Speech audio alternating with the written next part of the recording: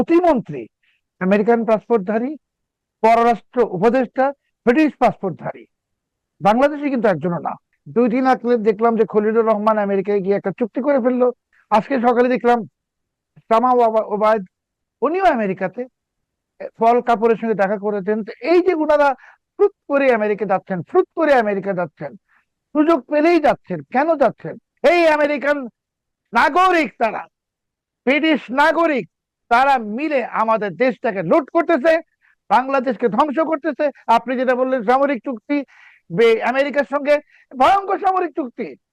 এইখানে আমেরিকার যুদ্ধ জাহাজ আসবে, এখানে যুদ্ধ বিমান আসবে, এখানে আমেরিকার সামরিক বাহিনী আসবে।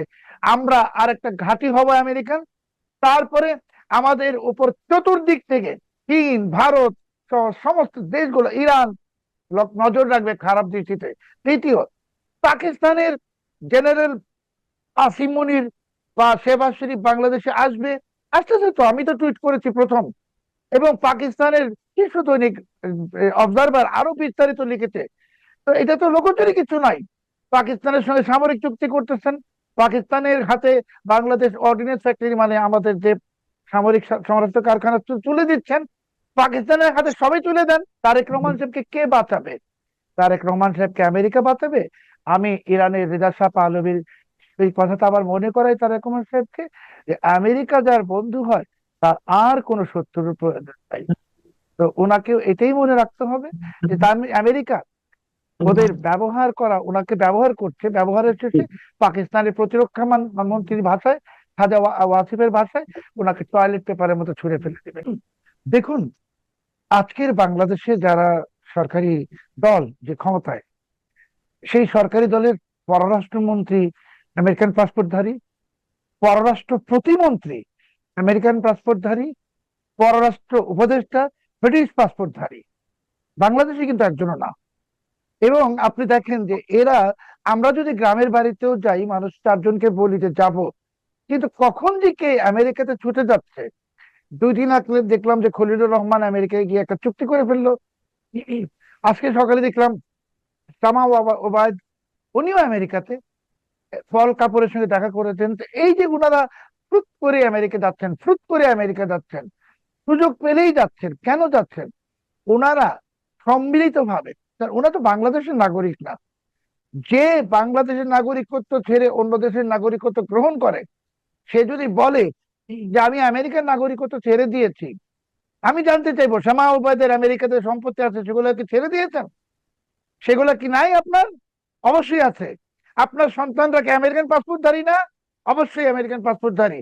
এই আমেরিকান নাগরিক তারা, ব্রিটিশ নাগরিক, তারা মিলে আমাদের দেশটাকে লুট করতেছে, বাংলাদেশকে ধ্বংস করতেছে। আপনি যেটা বললেন সামরিক চুক্তি আমেরিকার সঙ্গে, ভয়ঙ্কর সামরিক চুক্তি।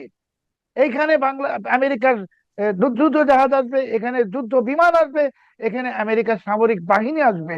আমরা আর একটা ঘাঁটি হব আমেরিকান। তারপরে আমাদের উপর চতুর্দিক থেকে চীন, ভারত সহ সমস্ত দেশগুলো, ইরান নজর রাখবে খারাপ দৃষ্টিতে। তৃতীয়, পাকিস্তানের জেনারেল আসিম মুনির বা শেহবাজ শরীফ বাংলাদেশে আসবে। আসতেছে তো, আমি তো টুইট করেছি প্রথম। এবং পাকিস্তানের শীর্ষ দৈনিক অবজারভার আরো বিস্তারিত লিখেছে। তো এটা তো লোকচুরি কিছু নাই।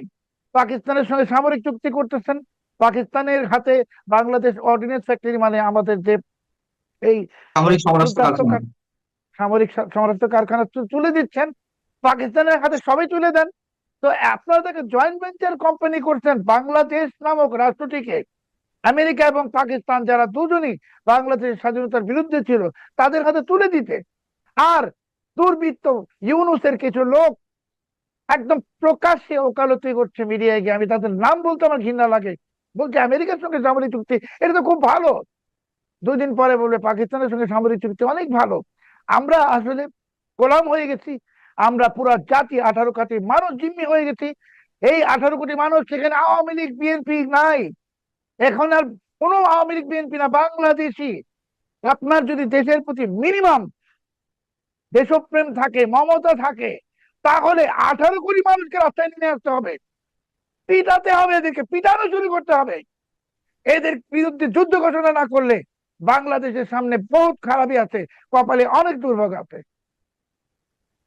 আপনি বলছেন যে সামরিক ঘাঁটি স্থাপন করবে যুক্তরাষ্ট্র, বা আরো অন্যান্য ধরনের চুক্তি হতে পারে, আমাদের সামরিক সমরাস্ত্র কারখানাও উন্নত করবে প্রযুক্তিগত ভাবে পাকিস্তানের পক্ষ থেকে বলা হচ্ছে, যেটি পাকিস্তান অবজারভারে এসেছে। কোনোটাই আমরা নিশ্চিত নয়, তবে এই ধরনের কথাবার্তা তো অনেকদিন ধরে শোনা যাচ্ছে, সামরিক ঘাঁটি যুক্তরাষ্ট্র চায়, যুক্তরাষ্ট্র দিয়ে দেওয়া হবে। আসলে কি এখন সেই মুহূর্তটি এসেছে, নাকি এখনো সেইগুলো গুঞ্জন আকারেই থাকবে সামরিক ঘাঁটি করতে দেওয়া না দেওয়ার বিষয়ে? দেখুন, এই যে গণমাধ্যমগুলো আমেরিকার সঙ্গে যে জিএসও, এমআইএ বা আকসা চুক্তির নিউজটা আসছে, সেই গণমাধ্যমের সাইটগুলো কিন্তু বাংলাদেশ থেকে ব্লক করে দেওয়া হচ্ছে। আপনারা কি লুকাতে চান? মানে অন্ধ হলেই কি প্রলয় বন্ধ হবে? এই যে চুক্তির বিষয়গুলো যেই ওয়েবসাইটে প্রথম আসছে, দেখেন কোনো প্রমিনেন্ট ওয়েবসাইটে না, সেটা বাংলাদেশে কিন্তু ব্লক। পাকিস্তানের সঙ্গে সামরিক চুক্তি হবে, আসিম মুনির আসবে, শেহবাজ শরীফ আসবে। আমি তো বলেছি, প্রকাশ্যে টুইট করেছি। পাকিস্তানের অবজারভার পত্রিকা বলেছে, বাংলাদেশের মানব জমিন বলেছে, ইনকেলাব বলেছে, আরো অনেক পত্রিকা বলেছে। না, আমি তো কি ওইসব মিথ্যা কথা বলছি? পত্রিকা রেফারেন্সে বলেছে। আমরা ডেইলি যদি অবজারভার বা আনন্দবাজারের